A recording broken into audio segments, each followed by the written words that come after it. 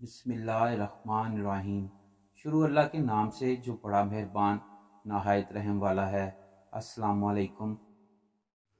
حضرت جابر رضی اللہ تعالی عنہ بیان کرتے ہیں کہ جب خندق کھودی گئی تو میں نے حضرت محمد صلی اللہ علیہ وآلہ وسلم کو بہت بھوکا پایا۔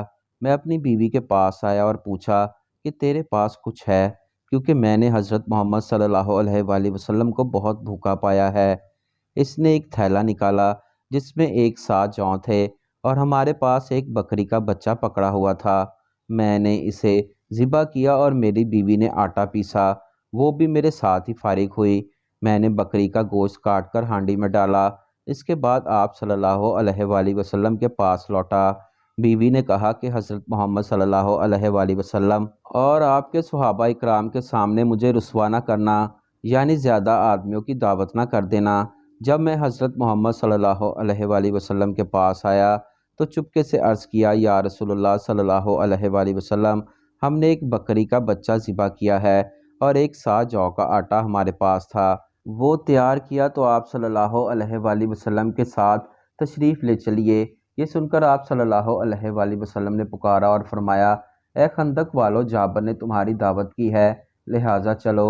اور حضرت صلی اللہ علیہ وآلہ وسلم نے فرمایا، میرے آنے تک ہنڈیاں نہ اتارنا اور نہ گوندے ہوئے آٹے کی روٹی پکانا۔ چنانچہ میں وہاں سے آیا اور حضرت محمد صلی اللہ علیہ وآلہ وسلم بھی تشریف لائے۔ آپ سب لوگوں کے ساتھ آگے تھے۔ میں اپنی بیوی کے پاس آیا، وہ بولی، تم ہی فضیحت رسوائی ہوگی۔ میں نے کہا، میں نے وہی کیا جو تو نے کہا تھا۔ بالآخر اس نے گوندا ہوا آٹا نکالا۔ آپ صلی اللہ علیہ وآلہ وسلم نے اس میں لعاب دہن ملا دیا اور برکت کی دعا کی اور پھر ہانڈی میں لعاب دہن ملایا۔ اس کے بعد فرمایا، ایک اور روٹی پکانے والے کو بلا لو جو میرے ساتھ روٹی پکائے، اور ہانڈی سے سالن نکالو، مگر اس کو اوپر سے نہ اتارنا۔